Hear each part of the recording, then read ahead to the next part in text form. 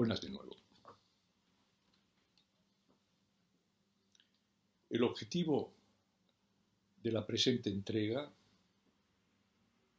correspondería a las secciones de trabajo que teníamos previsto realizar sobre otra de las grandes civilizaciones que de algún modo tienen previsto asumir de forma protagonista el gran desafío del siglo XXI, los Estados Unidos de América. América, simplemente, como ellos suelen llamarlo, porque se trata de una civilización situada entre dos grandes océanos, el Atlántico y el Pacífico, resultado de una férrea voluntad de orden político, social, económico y cultural. Es de todas las civilizaciones a tratar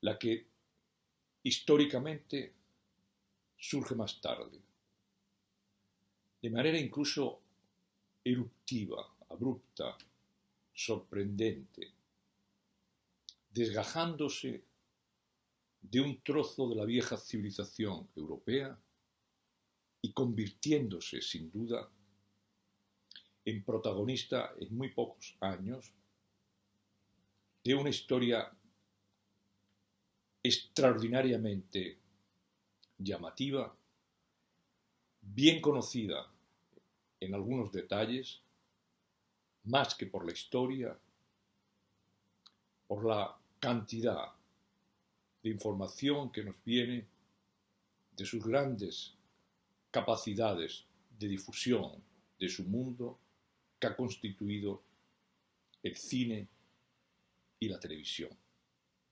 unidos sin duda también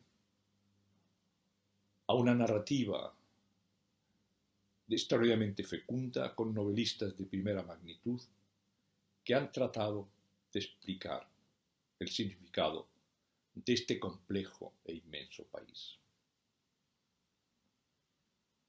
Para empezar, una observación de carácter general, que sin embargo se establece como un principio básico en la siguiente explicación. Los Estados Unidos es una civilización construida sobre la voluntad y la confianza de representar una superioridad moral con respecto al resto de las civilizaciones del globo. Estos dos principios, la voluntad y el sentimiento de superioridad moral, han marcado desde sus comienzos la historia americana, estadounidense, si queremos hablarla así, y la ha conllevado hasta nuestros días, creando infinidad de problemas que han tratado siempre de solventar gracias precisamente a la capacidad que tienen siempre de marcar las pautas críticas sobre el curso de su civilización. Para entenderla bien y antes de entrar en su historia, que es de por sí fascinante, os diré que en esta primera parte voy a tratar de explicar el pórtico general de la civilización e inmediatamente después su historia hasta llegar al siglo XX, es decir, hasta ese año crucial en el que se implica en la gran guerra que estaba teniendo lugar en Europa entre el mundo anglo-francés, conocido como los aliados, y las potencias centrales, el imperio alemán, el imperio austrohúngaro y el imperio turco-otomano. Y cuando se implicaron en ella, dio paso de una forma, como siempre en su historia, eruptiva, brusca, dio entrada así al siglo XX, que con un esfuerzo más o menos coordinado, veremos en la segunda parte, en otro de estos rollos del vídeo, el segundo, dedicado exclusivamente al siglo XX. Lo he hecho así para poder aquilatar la historia sobre la base de este pórtico que ahora comienzo a relatar. Los Estados Unidos, en su concepción, en su cosmos y en la relación que tiene el cosmos y el hogar, la idea tan importante de la familia y del hogar en los Estados Unidos, con independencia de la raza, de la religión, de la idea política, del origen y los procedimientos, estos dos elementos se conjugan con 4 vectores que responden a los puntos cardinales. Hay claramente una una América del Este, hay una América del Norte, una América del Sur y una América del Oeste. La América del Este, como tendremos ocasión inmediatamente de ver, es la América fundacional. Son esos estados enclavados y volcados hacia el Atlántico, de presencia atlántica, donde llegaron los primeros europeos en diversas oleadas y con diversas ideas en su mochila para construir un nuevo mundo, una otra oportunidad, una tierra de promesa. El este es el lugar de las ciudades referenciales de matrices muchas europeas que constantemente vemos gracias a la resonancia que tienen sus centros de investigación, sus universidades, o sus salas de conciertos, las orquestas que patrocinan y tantas otras cosas de ámbito cultural. Es evidente que es la Europa es la América de Boston, es la América de Nueva York, es la América de Filadelfia, de Washington como capital federal. Ya veremos qué significa todo esto. La América de esos estados, algunos pequeños y otros medianos, que configuraron un perfil muy claro de lo que podemos entender el espíritu americano. Fueron estas ciudades y estos territorios los que más se vieron afectados por la propia evolución de la historia, de la complejidad de la historia y de los procesos migratorios tan intensos que, como veremos casi al final de esta parte, procedieron casi siempre de Europa, en esta parte de América del Este. La América del Norte es la América agraria, nacida de una primera expansión de los pioneros que llegaron desde mediados del siglo XVIII en adelante, venciendo dificultades y entrando en un conflicto entre Francia e Inglaterra que se dirimía a veces en Europa y otras muchas veces en el norte de los grandes ríos, tanto en Mississippi como en Missouri. Es una historia de colonización agraria precedida del movimiento de tramperos y de otro tipo de aventureros que encontraban en las montañas, en los ríos y los afluentes de estos ríos una riqueza inmensa para la recolección o la caza de animales. Es la América agraria que tiene que enfrentarse a complejas comunidades indígenas, los famosos indios, que de algún modo le hacen frente al tener sistemas de vida completamente diferentes, a rechazar la agricultura para favorecer el nomadismo. Y es el viejo conflicto tantas veces visto en otros lugares del mundo, en Asia y en Europa, entre los agricultores y los nómadas.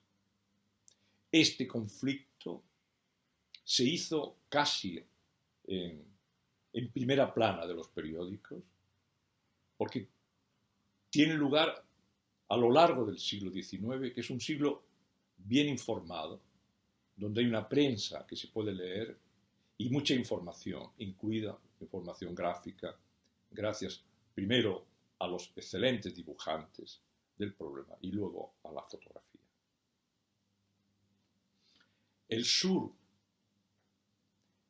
es la América casi de la leyenda, el Deep South que se dice. Esos estados, el sur de Carolina, el sur Carolina, Virginia, Alabama, Mississippi, pero el Mississippi del sur, claro, Georgia, Texas, Arkansas, territorios sureños que apostaron desde mediados del siglo XVIII en adelante por la creación de grandes plantaciones para la producción agrícola, pero del algodón, que es un producto industrial que necesitaban sus parientes, amigos, convecinos, los ingleses que estaban llevando a cabo una revolución industrial sobre la base del algodón. Las imágenes de estas plantaciones donde el algodón era recogido y trabajado por masas de población africanas, de origen africano, dando lugar a un tráfico denso de esclavos de África a estos lugares y a la creación en esta parte de los Estados Unidos de comunidades afroamericanas de enorme importancia en el transcurrir de la historia. Es el sur aristocrático con un poco y un toque de clase en su urbanismo, en las ciudades, en las casas, en las villas de los grandes propietarios, ese toque de orgullo de los caballeros del sur, que iremos viendo que en la historia se disuelve de formas muy diferentes. Son unos estados que en un momento determinado optaron por una forma política contraria a las ideas de los padres fundadores y crearon un conflicto profundo que os contaré más adelante. Y finalmente, lo más legendario de todo, el oeste. El oeste es un conglomerado bastante extraño de territorios, la mayor parte mexicanos en su origen, sustraídos de este gran país que es México cuando se independizó de la corona española. Cuando dejó de ser Nueva España para convertirse en México, México perdió casi todo su norte. Perdió Texas, perdió Arizona, perdió Nuevo México y perdió California casi en su totalidad. De manera que el oeste fue dando lugar a un modelo de civilización, de frontera, de asunción del destino manifiesto, con un enfrentamiento también afamado por las películas entre los nómadas del sur, las grandes naciones indias que estaban instaladas en ese sur, especialmente en Texas, en Nuevo México y en Arizona.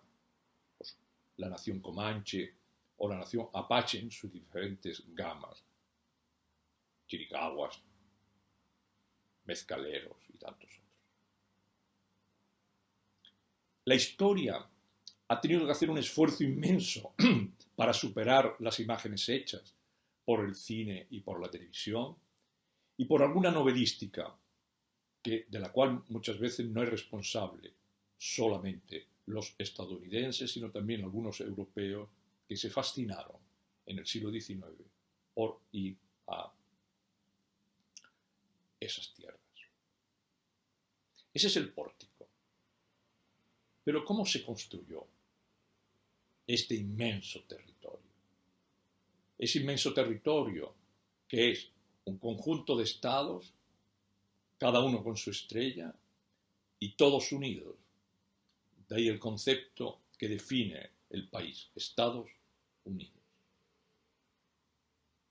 País de las barras y de las estrellas. Las barras porque son la significación de un proyecto político que os voy a contar a continuación. ¿Cómo es posible que a mediados del siglo XVIII una serie de colonos, mayoritariamente de cultura inglesa, con alguna excepción, en zonas muy concretas, de cultura de otros países del mundo británico, galeses, escoceses e irlandeses, pero fundamentalmente ingleses, en una primera etapa, reunidos en plantaciones tanto al norte como al sur del río Potomac, que es el río que construye la ciudad de Washington. Esos grandes propietarios toman conciencia política en el siglo XVIII, que es el siglo de las luces, el siglo de la ilustración, el siglo de la razón. Y como sus congéneres de Europa utilizan la ilustración que viene de Francia o que viene de Inglaterra, para ir configurando un estilo de vida que curiosamente les conducirá a plantearse seriamente si conviene o no mantener relaciones de subordinación con la metrópolis, que en este caso es la corona británica, el Parlamento de Londres y el propio rey británico, inglés en su origen, pero británico. Después de la configuración de esta gran Commonwealth, que en el siglo XVIII se unió a través de la unión de los países, a través de la bandera de la Unión Jack. Hacerse esta pregunta generó un conflicto tremendo en lo que inexorablemente eran las colonias, cuyo número 13 es muy importante retenerla porque no tomaron unas decisiones en solitario cada una de ellas, sino que se reunieron en una ciudad llamada Filadelfia para reconsiderar a fondo la posibilidad de despegarse en el orden político, fundamentalmente, y a partir de ahí, lo que la política es capaz de hacer en un país, de sus antepasados que vinieron de Europa. Eran europeos trasplantados a otro continente que entendían que ese continente tenía unas posibilidades de futuro infinitamente superiores a su pasado y a las que de algún modo le estaba ofertando la metrópolis. Solo faltaba algún detalle para determinar claramente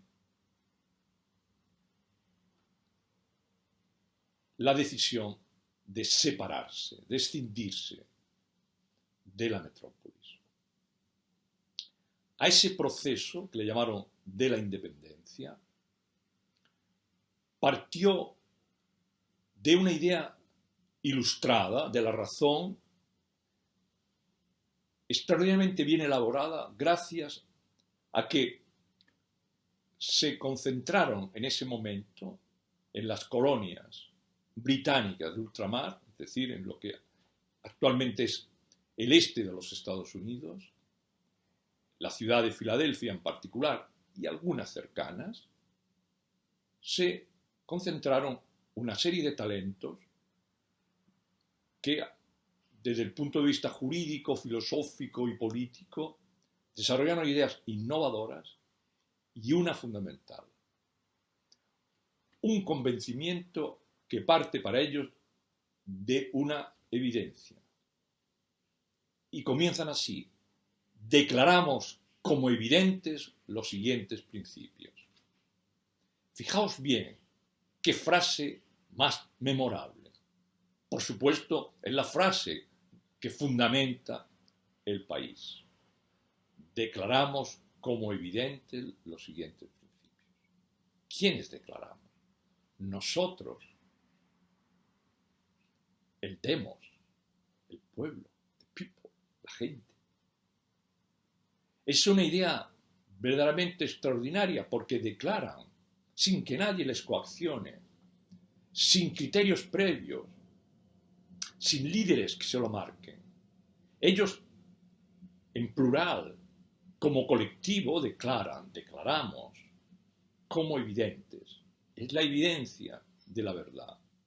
La verdad no es revelada, la verdad no procede de Dios, procede de la evidencia que da la razón. Declaramos como tema de razón que son evidentes los siguientes principios. El primero y principal: todos los hombres han sido creados iguales. Es sorprendente esta afirmación en un conjunto de individuos que en su mayor parte tenían esclavos. Llegar como fundamento de su nueva nación y del riesgo que eso suponía a la creación de esta idea es postular en la reunión de Filadelfia una auténtica revolución. Por eso,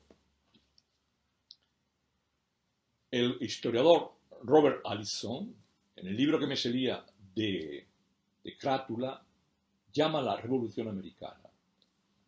Estoy completamente de acuerdo con este autor en llamarla así, porque el siglo XVIII, el largo siglo XVIII que comienza en 1688, se ve cruzado por 4 grandes revoluciones. La inglesa del Parlamento Largo de 1688, que al final introduce la Casa de Orange, ¿no? Y después la de Hannover, que actualmente se conoce como de Windsor. La revolución en Prusia de la creación de un Estado por parte del gran rey Federico el Grande, introduciendo en los dos casos ideas ilustradas. La Revolución Americana. Y finalmente la revolución que más se conoce como revolución, que es la Revolución Francesa, que comienza el 14 de julio de 1789. Esta revolución tiene un punto también, una fecha, que la identifica justamente con el nacimiento de la nación, el 4 de julio de 1776, la fiesta nacional. Hoy es 4 de julio. Los americanos festejan esta fecha porque toman conciencia de que su cosmos es una realidad histórica, que nace de la voluntad de un pueblo que se cree con una superioridad moral con respecto al resto de los pueblos y que por lo tanto articula a través de una constitución muy rígida que sin embargo al mismo tiempo permite modificaciones,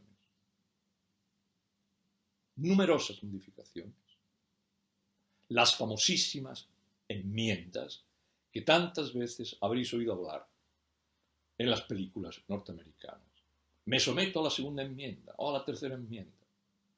Las enmiendas tienen tanto valor o más que la propia Constitución, porque son textos constitucionales. La enmienda es, sencilla y llanamente, aclarar un punto que quedaba algo oscuro. En todo lo referente a ese principio básico del nosotros declaramos, la colectividad, el demos, el people declara, que es el principio de la libertad, los límites de la libertad, la exportación de la libertad, fenómenos de una trascendencia extraordinaria. Sin embargo, la libertad siempre cuesta mucho. Y la libertad revolucionaria también. Las 4 revoluciones de las que os hablo fueron posibles porque conllevaron 4 guerras civiles. Ha costado mucho en Inglaterra, en Prusia, en Francia y por supuesto en los Estados Unidos aceptar la tesis de Allison al respecto. Pero tengo que deciros que no cabe la menor duda de la importancia que tiene el fenómeno revolucionario resuelto en una guerra entre los mismos americanos, los mismos colonos americanos, los que permanecieron fieles a la corona y aquellos que empezaron a autoproclamarse patriotas en la convicción de que el futuro les daría la razón. La guerra civil fue una guerra cruenta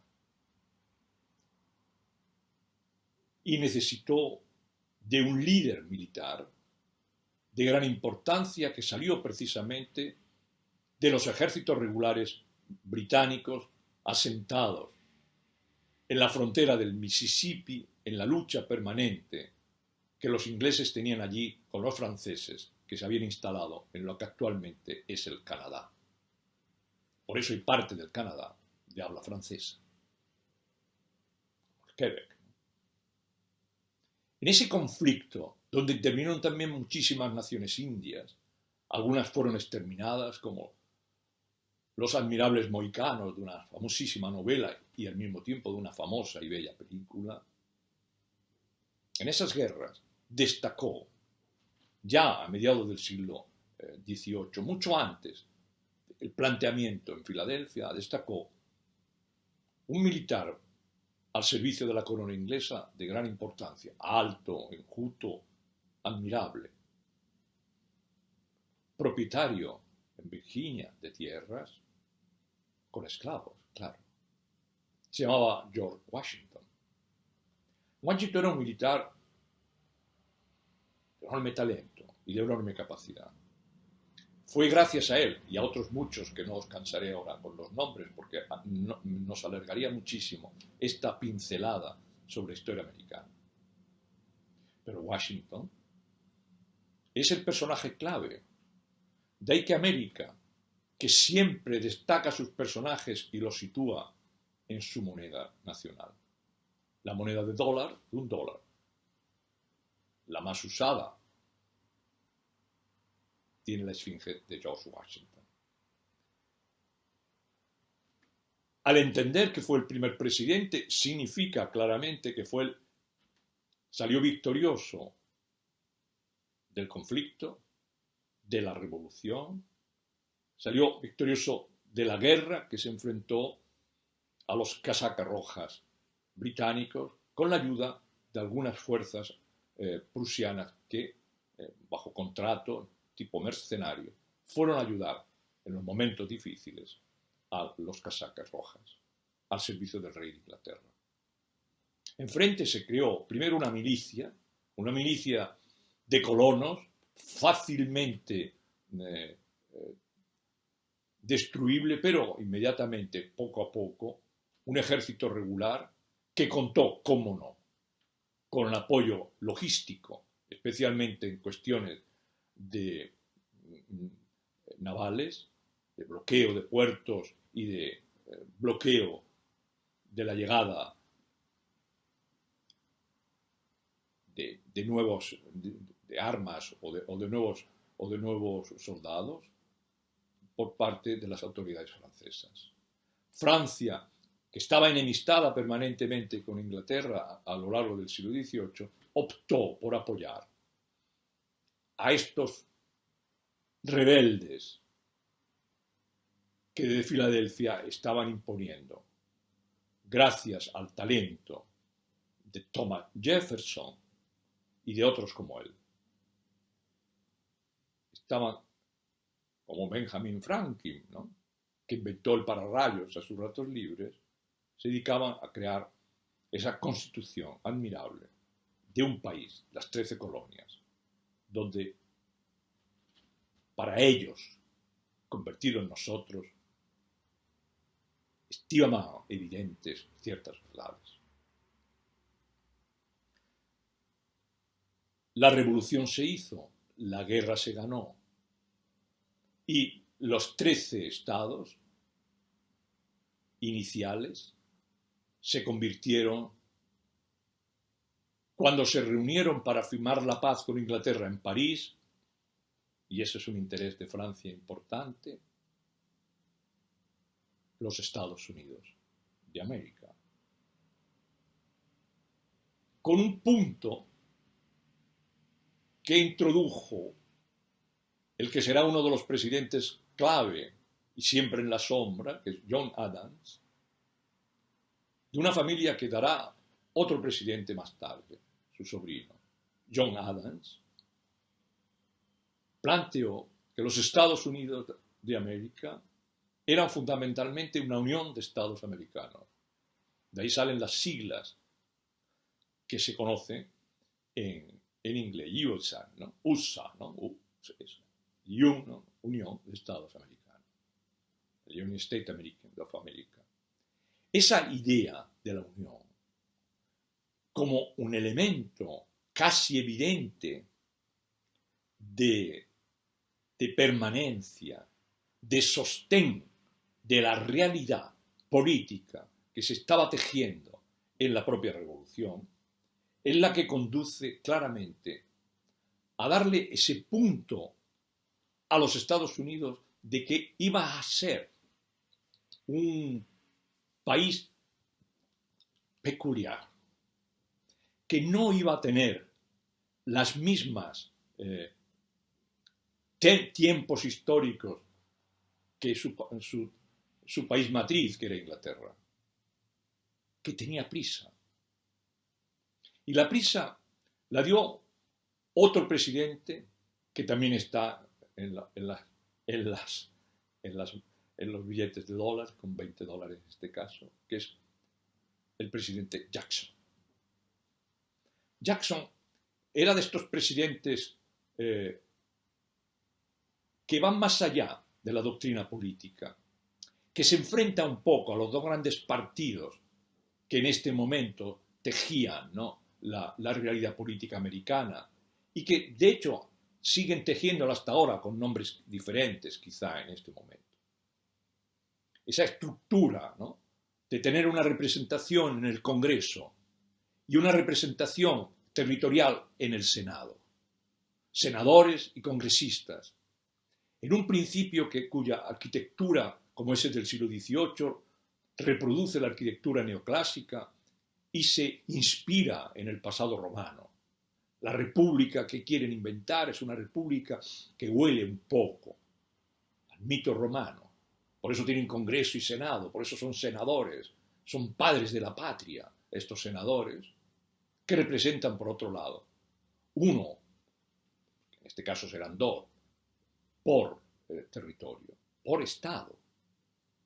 La configuración es muy clara, es un Estado, una estructura federal de los Estados, pero federal, pero basado en el principio que dice John Adams de la Unión.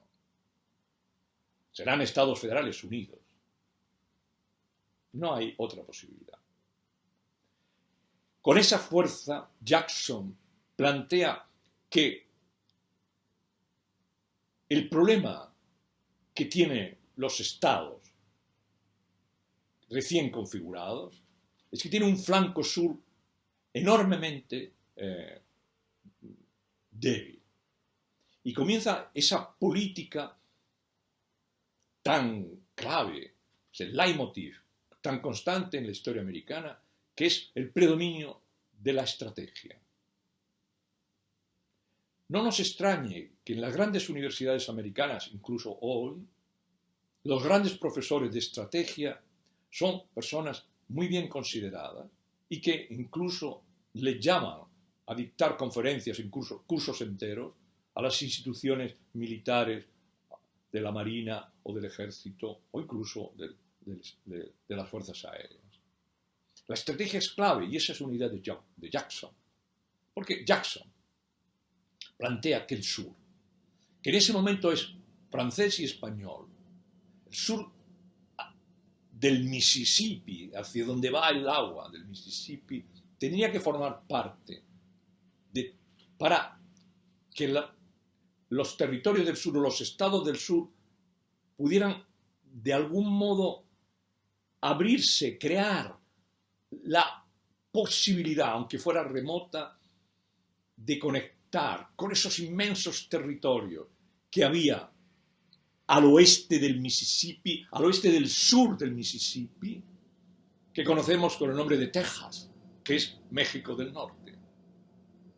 Pero para poder llegar allí se necesitaba una frontera directa. Y ahí que la Luisiana, que es un nombre que era territorio francés, ¿no? Y Luisiana viene de ser las tierras de un Luis, del rey Luis, con ciudades muy afrancesadas como Nueva Orleans, New Orleans le dice, pero Nueva Orleans. Algunas como Baton Rouge, claramente afrancesadas, incluso en su mundo universitario. Y el sur de Georgia, que es el norte de la Florida. Fantástico. Georgia no acaba en su propio territorio, sino que tiene un flanco cuyo sur, que es el norte, de un territorio que era español, donde precisamente se había construido la primera ciudad europea en América, que es San Agustín, muy cerca de una ciudad inmensa, la segunda más grande en territorio de los Estados Unidos, compitiendo cada día con Los Ángeles y más o menos están emparentadas en territorio, en extensión, ¿no? Que es una ciudad que recibe el nombre de Jacksonville. Pues Jacksonville es una ciudad clave en la construcción de Florida y es clave en la construcción de esa Georgia del Sur que es Florida del Norte. Jacksonville está a escasos 40 millas de San Agustín, convirtiéndose por lo tanto en esta expansión hacia el sur. Y lo hacen al modo que Jackson consideraba oportuno, aprovechando la coyuntura de ese año memorable, o ese bienio memorable de la historia del mundo, que fue el 1814-1815. Compra e intercambia por compra. El ejército lo utiliza fundamentalmente para doblegar a los indígenas, especialmente a los indígenas de los pantanos en la Florida, que como sabéis es un territorio totalmente pantanoso, que tiene una orografía y una geografía rarísima en la medida en que los ríos van no van del centro al mar, sino del mar al centro. Esas singularidades, la política de Jackson lo que hacen es reafirmar la americaneidad y la posibilidad de que el resto de los países que se estaban despegando también por un proceso de independencia de España en estos años, los países de la América Latina, enfrente de la América del Norte. Y la América Latina no es Sudamérica, la América Latina forma parte de América del Norte, Mesoamérica y América del Sur. Y la parte de América Latina que más les preocupa es México, porque México hace frontera con este principio expansionista, a la que le prestan una gran atención. Y más luego Mesoamérica, no solo la Mesoamérica insular, sino también la continental, Honduras, Nicaragua, en fin, todos estos países. Para llegar a América del Sur, ¿no?, a Colombia, a Venezuela y tantos otros que veremos en la lección siguiente, porque hablaremos de América Latina. Jackson, sin embargo, descubre una idea extraordinaria que no la desarrollará él, sino el siguiente presidente, se llama Monroe dice: América para los americanos. No quieren presencia foránea. Los europeos son unos foráneos. Esto es una cultura de criollos, de gente de aquí, aunque sus abuelos, bisabuelos o tatarabuelos fueran europeos. Y esa es precisamente una de las singularidades de los Estados Unidos. Todo inmigrante que llega a los Estados Unidos, en la segunda generación se siente americano. Da igual de dónde venga, de Sicilia, de España, de Prusia, de Lituania, de Rusia, de Suecia, de Irlanda, de Francia, da igual, de Inglaterra, da igual. Es más, incluso hay un procedimiento de elección de apellidos para adaptarlo al modo de vida americano, que con el tiempo, como veremos, ha impuesto las normativas, incluso de la nominación de las personas. Se han impuesto, pero no adelantemos cuestiones de por qué se impone. Porque en esta velocidad de crucero que ha ido tomando los Estados Unidos, tienen una encrucijada fatal. América, la América naciente, la emergente América, los emergentes Estados Unidos, de la Unión de los Estados Americanos, a mediados del siglo XIX entran en una especie de extraña crisis. Una crisis de procedimiento. ¿Cómo nos vamos a articular? ¿Nos articulamos internamente para expandirnos o es la expansión la que nos articula? Es algo que había vivido Europa en tiempos de la Edad Media. Ellos lo tienen que vivir ahora. Y entonces ocurre lo que era esperable pero no deseable. Que los estados del sur, del Deep South, proponen una organización política de los Estados Unidos diferente a la que propone los estados del norte, antes de lanzarse a la gigantesca aventura que significa la expansión hacia el oeste. Tienen un ejemplo claro de esa necesidad. Un grupo de colonos procedentes de Virginia, de Georgia, de la Luisiana, del estado de Mississippi, de tantos otros, y especialmente de Arkansas, de Tennessee y de algunos estados de esta parte del río del Mississippi, se habían instalado en algunas enclaves importantes en el territorio del norte de México, que ellos llamaban Texas. Bueno, ellos llamaban Texas, ¿no? Pero es Texas. Con X sí, pero la X se pronuncia J, como México, porque es la X antigua del castellano. Se habían instalado en Texas, con sus ideales, su forma de ser, su estilo de vida, sus nombres, su lengua. Frente a la comunidad mexicana, formada por terratenientes y aparceros, un clásico de la historia de raíz española. Los terratenientes, hombres de apellidos múltiples, 3, 4, 5 apellidos, con títulos nobiliarios algunos procedentes de las herencias españolas, muy vinculados a la estructura del poder, en cierto modo revolucionarios desde el punto de vista de la independencia, y los aparceros que vivían de las tierras sometidos a un tipo de enseñanza basado fundamentalmente en las parroquias. El choque era inevitable. Protestantes ingleses, que tienen un sentido de la colonización de la tierra, sobre todo ganadera, para hacer grandes pastos casi libres, ¿no? Para empezar el cruce de vacas, los cornolargos con las vacas inglesas, dando lugar a una exportación de carne hacia los grandes mataderos del norte. Y por otro lado, católicos aparceros que se dedican a la agricultura o son granjas de producción de cerdos, quizás ovejas en el mejor de los casos.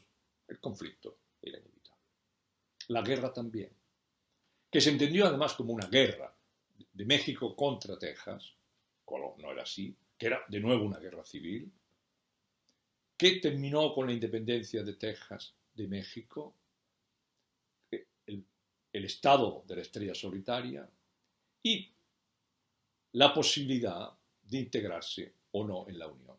Antes de que eso ocurriera, Sam Houston, que es el líder de toda esta operación, el que les lleva a ganar, Sam Houston plantea seriamente qué tipo de ordenación constitucional, qué enmienda hay que hacer en la Constitución elaborada por Jefferson para llevar a cabo este problema.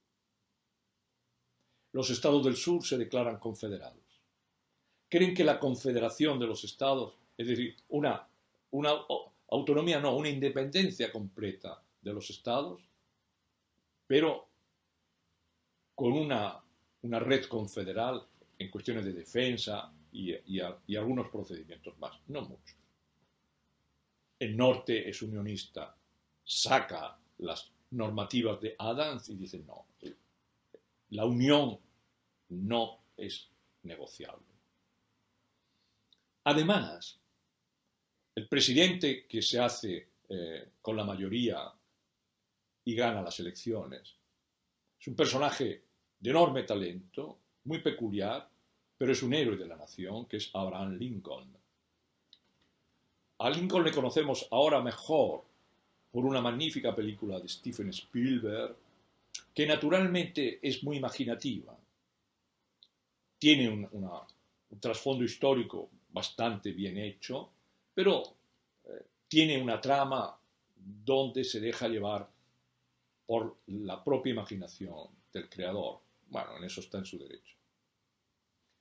Lincoln argumenta que hay un problema básico en el conflicto entre el norte y el sur, que es un problema vinculado a lo que en Europa, en las revoluciones de 1848, que las tienen presentes, sin duda, es el conflicto de clase.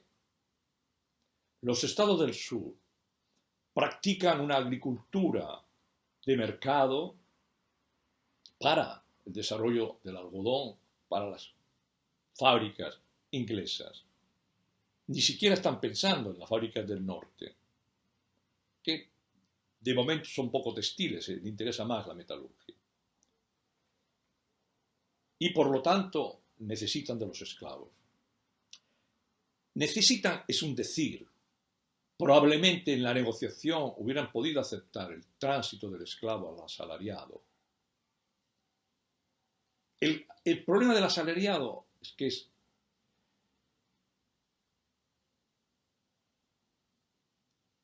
una modalidad de trabajo que no tenían presente y no hubo tal negociación.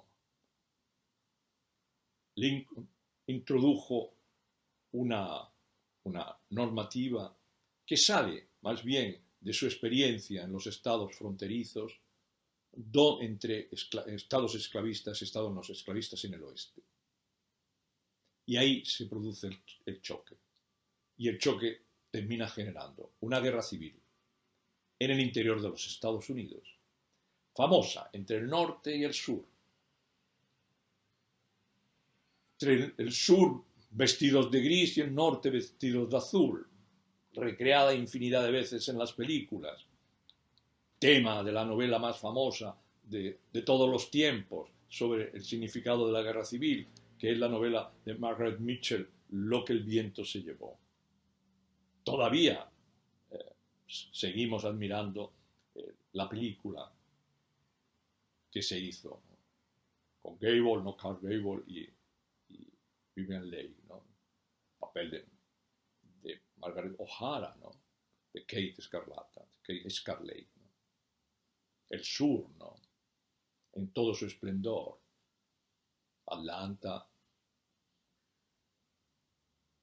todas las ciudades de Georgia.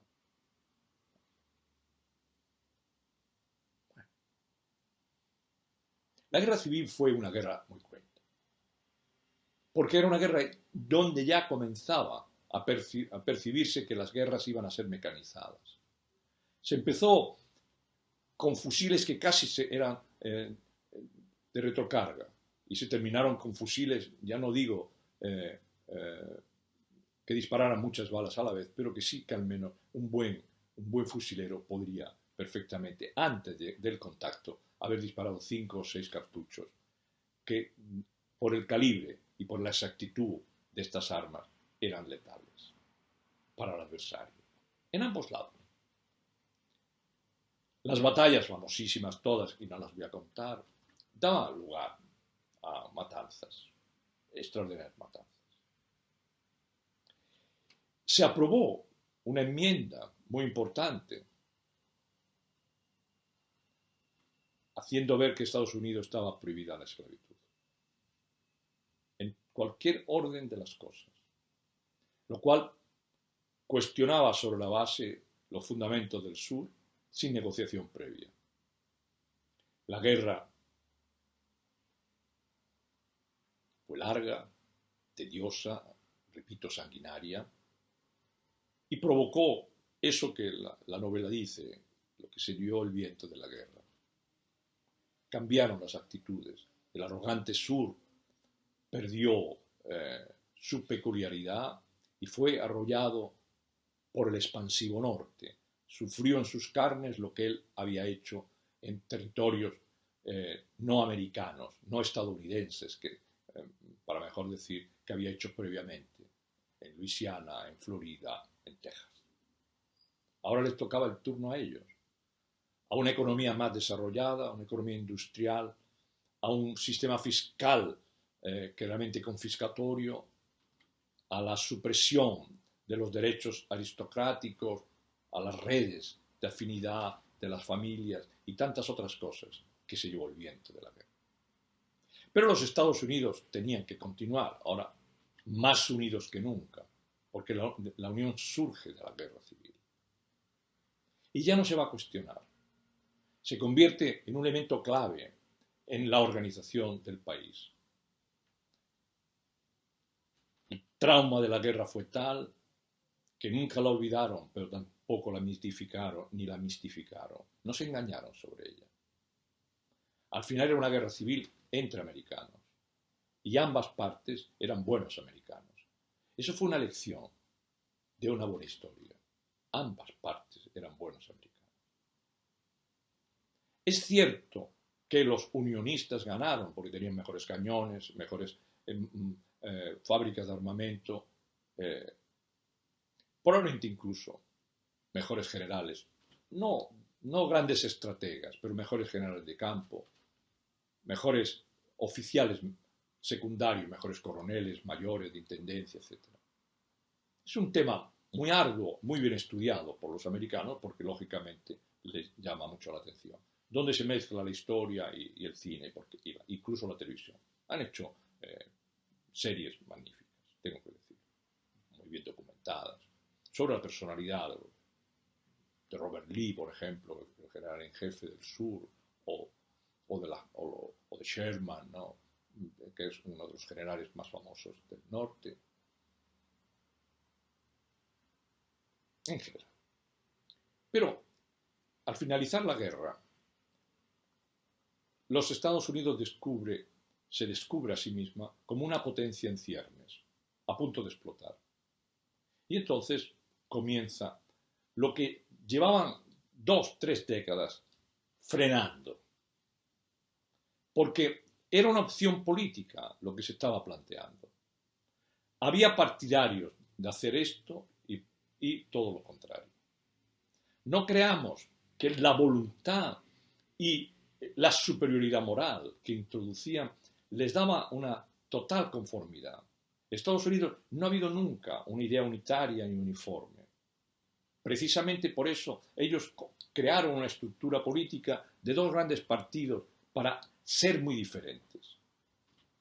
Como concepto de las cosas grandes que hay que hacer. Cuesta mucho llegar a acuerdos generales, a que el Congreso por unanimidad acepte algo.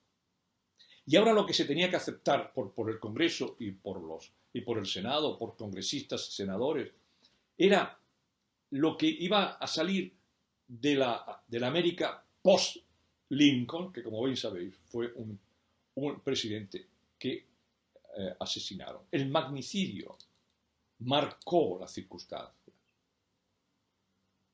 Porque, en definitiva, se trataba de si América iba a ser un continente o no. Era una cuestión de escala, fundamentalmente de escala. Fijaos que es un tema clásico de los años 60 y 70 del siglo XIX. Se da también en Rusia y en Alemania. Hemos perdido de vista que la famosa unificación de Alemania entre 1848 y 1870, que más o menos es por la época que vamos a ver ahora los Estados Unidos, es un problema de escala. Unimos Prusia con Hannover y Hannover con Baviera y creamos la Gran Alemania, la Alemania unificada. ¿Y cómo le llamamos a eso? El imperio alemán, el Segundo Reich, porque ya había un primer imperio, un primer Reich en la Edad Media. Lo mismo pasa en Italia. La famosa reunificación de Italia es un problema de escala.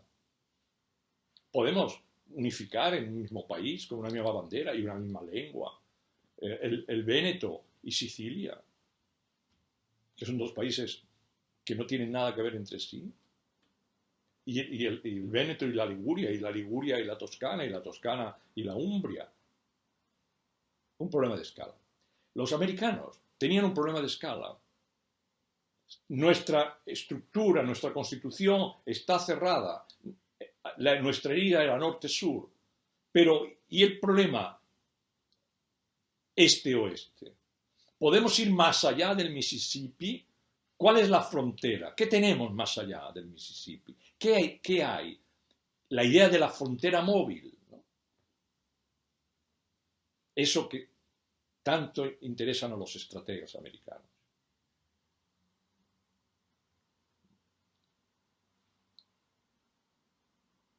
Y si decidimos lanzarnos a hacer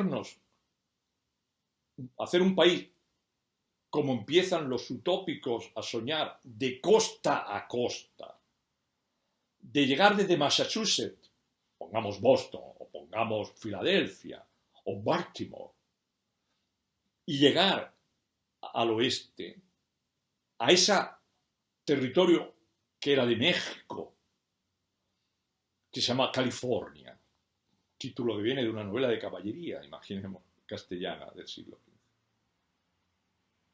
Y que había sido mexicano, lleno de topónimos católicos y mexicanos o españoles, que había sido territorio de predicación de un franciscano mallorquín, Fray Junípero Serra. Todo esto, llegar de una costa a otra, contacte los puritanos de Boston con los católicos de aspiración de origen casi mexicano de California. conectar Boston y San Francisco, que es todavía un nombre difícil de pronunciar para ellos, pero que se ha mantenido incólume, o Los Ángeles, también un nombre dificilísimo de pronunciar, Sacramento, como veis.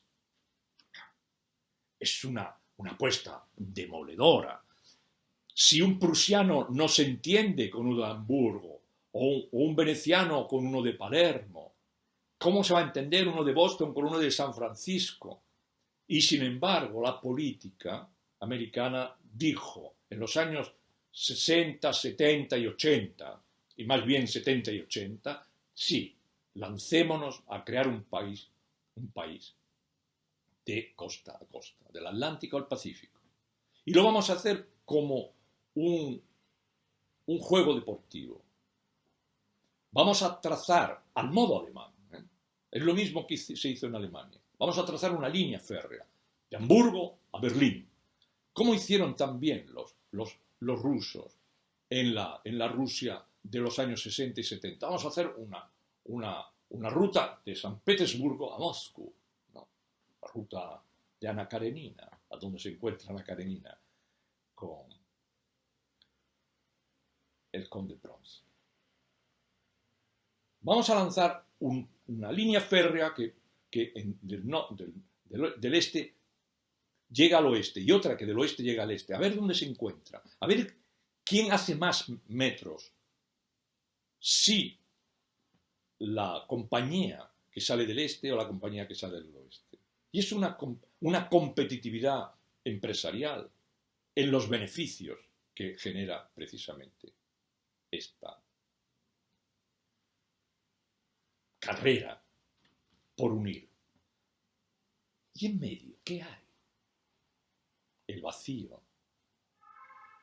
La frontera es un destino manifiesto, dijo un gran historiador de entonces llamado Jackson. No tiene nada que ver con el presidente. Es un hombre bastante vivo. Samuel Jackson. ¿Qué hay? Un vacío. Y las grandes tribus indias que están en esos territorios, en Dakota, ¿no? Donde estaban los Lakota, ¿no? Estos que conocemos como Sioux, ¿no? Y tantos otros, los Kiovas. ¿Qué hacen? ¿Qué hacen con estos nómadas? ¿Cómo van a evitar la expansión? Porque en los trenes, las vías llevan los trenes, en los trenes llegan los emigrantes, a centenares de miles, a millones. De una Europa que necesita descargar población para crecer. Y la descarga mandando esa emigración ansiosa de prosperidad a América. Muchos mueren en el camino. Otros se instalan esperando una tercera generación que los nietos hereden la tierra. Es una idea muy americana. Los nietos heredarán la tierra de lo que yo estoy plantando. Yo no lo veré. Mis hijos casi, mis nietos sí. El estilo de vida americano. Llego pobre, mis nietos son multimillonarios. No todos, claro, pero sí que hubo algunos. Modelo de vida americano. Ruptura de los elementos de clase. El nosotros, el demos, está triunfando. Incluso en esta expansión. Ya tenemos, por lo tanto, un continente. Un país que será un continente. Y ese país necesita de un ideal. Yo diría de dos ideales. Con esto voy a terminar. Llevamos 1 hora y 5 minutos casi. Y creo que es momento para terminar con estos dos. O volveré con la segunda parte.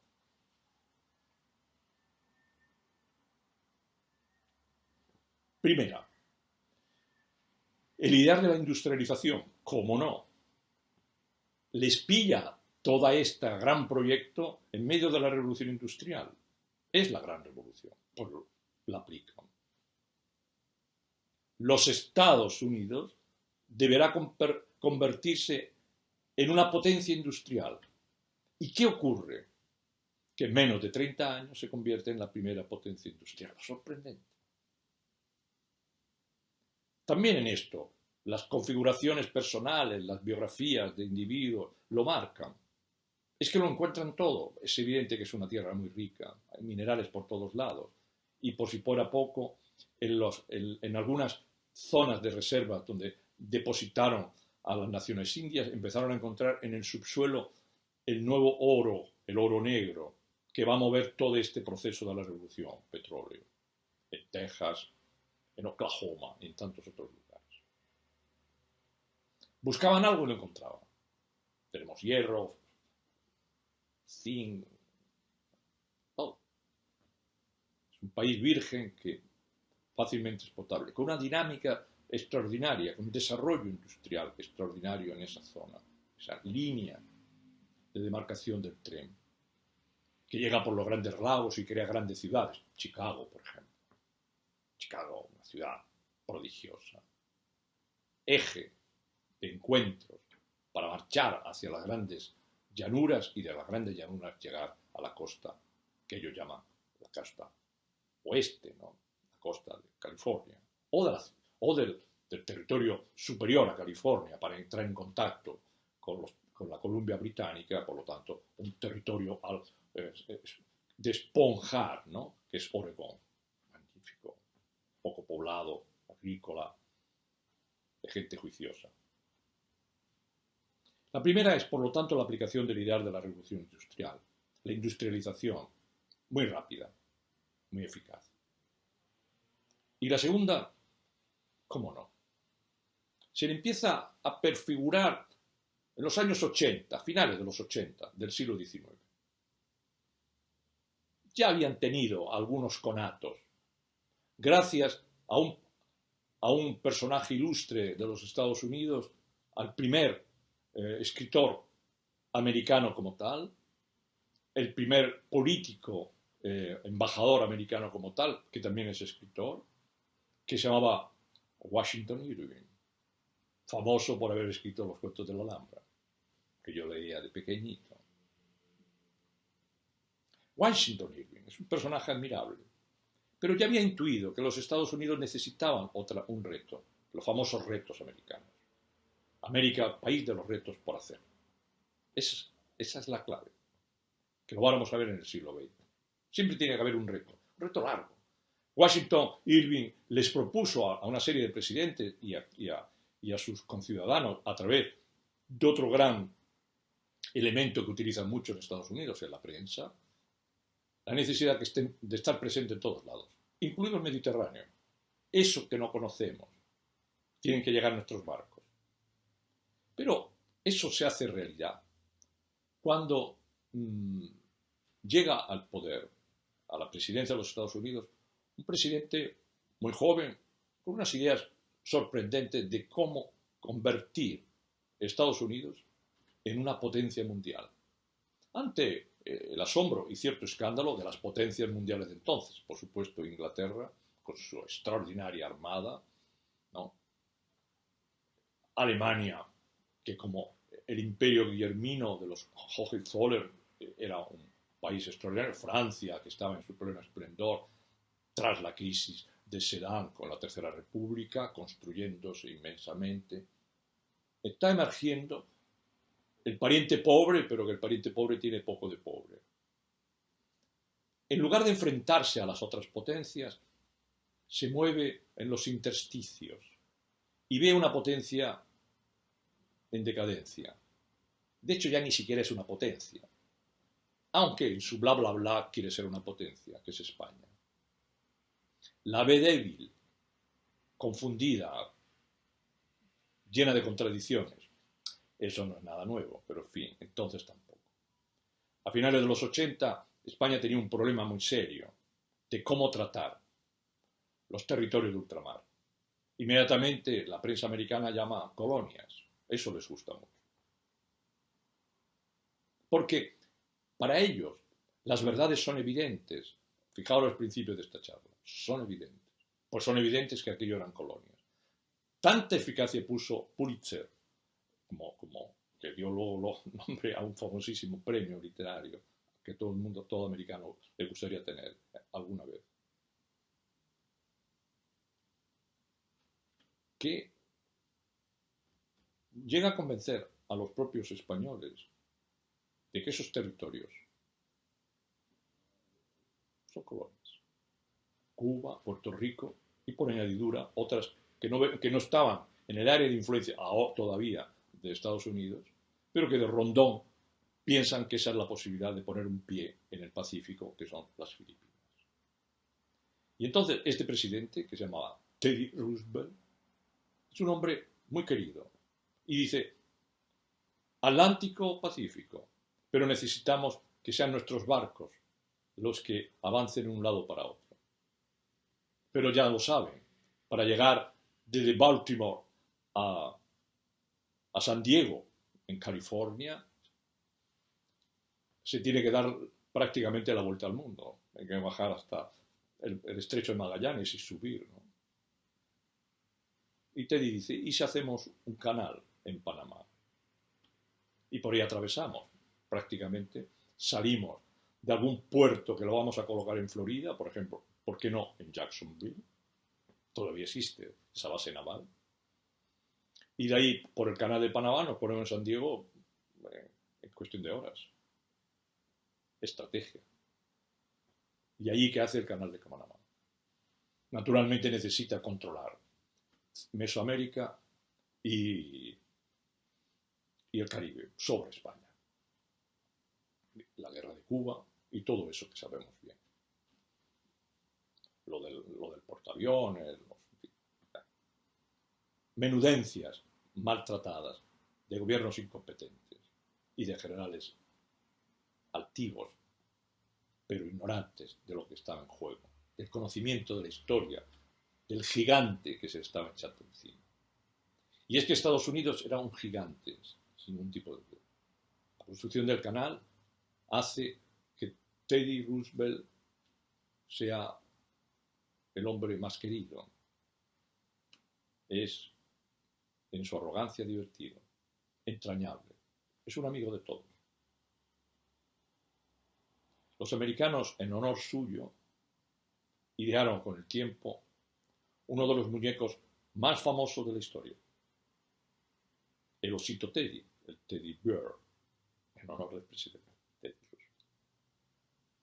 Miles, millones de niños se han dormido abrazados a ese osito de peluche, quizá pensando que una vez un presidente decidió convertir los viejos Estados Unidos, salidos de la Declaración de la Independencia, del 4 de julio, de la Guerra Civil, de la conquista del oeste, del dominio de las tribus indias, del crecimiento de la línea férrea este-oeste, de la llegada al Pacífico, del control de Texas, del dominio de la Florida, en una potencia mundial, preparada para asaltar el siglo XX. Y la pregunta: ¿será en el siglo XX los Estados Unidos la gran potencia mundial? No las voy a contestar, ya sé que las sabéis, pero así me permitiré en la segunda parte poderos explicar concienzudamente y lentamente por qué el país que deja Teddy Roosevelt se convierte en la gran